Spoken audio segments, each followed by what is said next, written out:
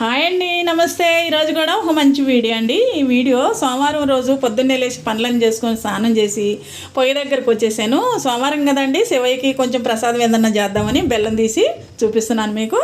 ఇప్పుడైతే నేను ప్రసాదం చేసుకుంటా కూడా ఇంకా దేవుడి కాడికి వెళ్ళి దీపారాజన చేసుకుందామని ముందు పైన దీపారాజన చేసుకుంటే తర్వాత కింద పూజ చేసుకుంటాను కదా, అందుకని ఇంకా మా మనవరాలను అయితే ఎత్తు చూపిమంటే చూపిస్తున్నాను.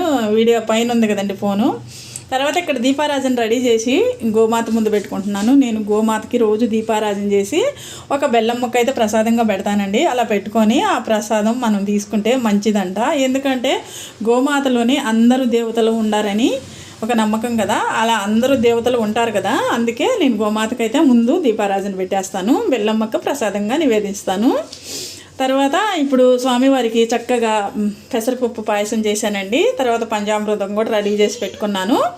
ఇప్పుడైతే పూజలోకి వెళ్తే ఇక పూజ చేసుకుందాం. ఇక్కడ పీట పెట్టుకొని పీట మీద ఒక ఎర్రటి క్లాత్ పరుచుకొని ఇంకా శివలింగాన్ని నందీశ్వరుని కూడా బౌల్లో పెట్టుకున్నాను. ఇంకా దీపారాజన చేశానండి. ఈరోజు దీపాల్లో వేరే నూనె పోసానండి. ఆ నూనె ఎందుకో చూడు దీపం అంతా ఒత్తులంతా వెలుగుతున్నాయి.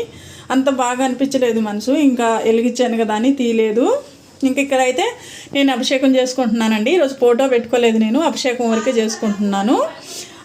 ఇది కూడా నిలబడి చేసుకుంటే బాగుండదు కదా అని కింద కూర్చొని చేసుకుంటున్నాను.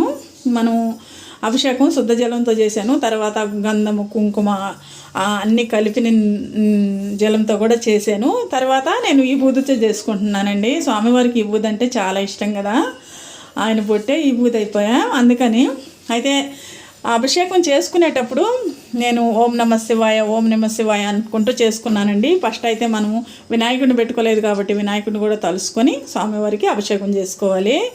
ఇలా అంతా మన చేతితో కడిగినట్టు చేస్తే చాలా బాగుంటుందని నేను ఇలా చేసుకుంటున్నానండి. తర్వాత శుభ్రం చేసి తీసుకొని తర్వాత నేను పంచామృతంతో అభిషేకం చేసుకుంటున్నాను. పంచామృతం పాలు, పెరుగు, నెయ్యి, ఇంకా చక్కెర, తర్వాత తేనె, ఈ 5 కలిపి పంచామృతాలు చేసుకుంటారు. నాకు తెలిసినవి అయితే ఈ 5ఏనండి. 5 కలిపి పంచామృతం తయారు చేసుకొని దాంతో నేను స్వామివారికి అభిషేకం చేసుకుంటున్నాను. మనకి పంచామృతం అంటే అంటే 5 కదండి, 5 రకాలుగా స్వామివారిని అర్పించినట్టు. ఇదైతే ఒక్కొక్కటి కూడా చేసుకోవచ్చండి. ఒక్కొక్కదంతా పాలతో ఒకసారి, పెరుగుతో ఒకసారి చేసుకోవచ్చు. నేను అన్నీ కలిపి ఒకేసారి చేసుకుంటున్నాను. స్వామివారికి అభిషేకం చేసుకుంటే చాలా మంచిది. అభిషేకంలో ఓం నమ శివాయ ఓం నమ శివాయ అనుకుంటూ చేసుకోవచ్చు. ఇక్కడ మా మనవరాలు కూడా వచ్చి చేస్తుంది. తర్వాత అభిషేకం అయిపోయిన తర్వాత స్వామివారికి శుద్ధ జలంతో చేసి అప్పుడు మనము కర్పూర హారతి కూడా ఇచ్చుకోవాలి.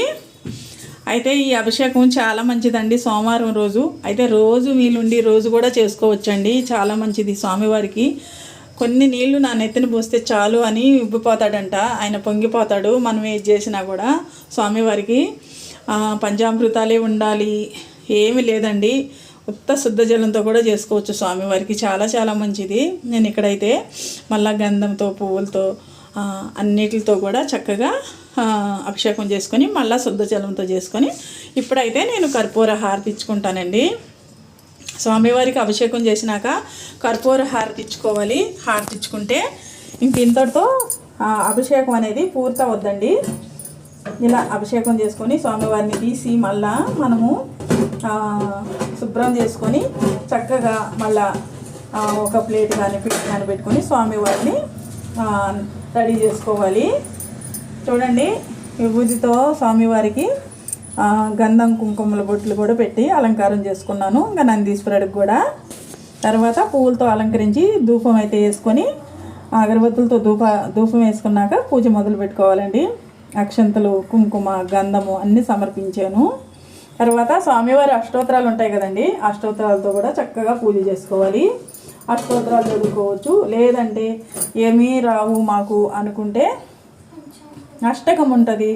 ఇంకా ఇవన్నీ కూడా సహస్రనామాలు ఉంటాయి స్వామివారి, ఇవన్నీ చదువుకోవచ్చండి బుక్కులు కానీ ఉంటే. ఒకవేళ చదవలేని పరిస్థితుల్లో ఓం నమ శివాయ ఓం నమ శివాయ ఓం నమ శివాయ ఓం నమ శివాయ ఓం నమ శివాయ అనుకుంటూ పూజ చేసుకోవచ్చు. నాతోటి మా మనవరాలు కూడా చెప్తుంది ఓం నమ శివాయ అని. ఇంకా అలా స్వామివారికి చక్కగా పూజ చేసుకోవచ్చండి. ఇలానే రోజు నేను చేసినట్టే కాదండి, ఎవరు విధానాల ప్రకారం వాళ్ళు చేసుకోవచ్చు. శివలింగానికి ఎవరి విధానాల ప్రకారం ఎవరి ఇంట్లో పద్ధతుల ప్రకారం వాళ్ళు చేసుకోవచ్చు. నేను చేసినట్టే చేయండి అని చెప్పట్లేదు. నేను ఇలా చేసుకుంటున్నానండి. ప్రతి సోమవారం కూడా ఇలానే చేసుకుంటాను.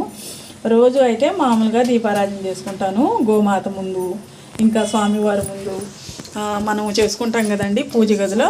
అట్లా ఉదయాన్నే సాయంత్రం దీపారాధన అయితే చేస్తాను నేను. తర్వాత స్వామివారికి అష్టోత్తరం అంతా అయిపోయినాక తాంబూలం ప్రసాదం నివేదన చేయాలి. కొబ్బరికాయ కూడా ఉంటే కొట్టుకోవచ్చండి. నివేదన చేసినాక ఇప్పుడైతే నేను ఇంకా ధూపం వేసుకొని ధూప్ స్టిక్తో తర్వాత కర్పూర హారతి నీరాజనం పలకాలి. ఇట్లా కర్పూర హారతి ఇచ్చుకొని స్వామివారికి కూడా చూపించి మనం కూడా తీసుకోవాలి హారతి అనేది. స్వామివారు అర్ధనారీశ్వరుడు కదండి, అర్ధహారతి అంటారు. ఇలా హారతి ఇచ్చుకోవాలి స్వామివారికి. స్వామివారికి హారతి ఇచ్చి మనం హారతి తీసుకొని పూజ అయిన తర్వాత చాలా ప్రశాంతంగా ఉంటుందండి ఇంట్లో మనసు అనేది. ఎందుకంటే ఏ దేవుడికైనా మనం పూజ చేసామంటే చాలా ప్రశాంతంగా ఉంటుంది ఇంట్లో. అలాగే నేను ఈరోజు కొంచెం లేట్ అయింది, అయినా కూడా చేసుకున్నాను. ఇలా పూజ చేసుకొని ఇంకా అక్షంతలు పూలు తీసుకొని స్వామివారి పాదాల ముందేసి నమస్కారం చేసుకోవాలండి. ఇంతేనండి, మనం అభిషేకం చేసింది తీర్థంగా తీసుకోవచ్చు, ప్రసాదాలు మనం తీసుకోవచ్చు. ఇదేనండి ఈరోజు వీడియో.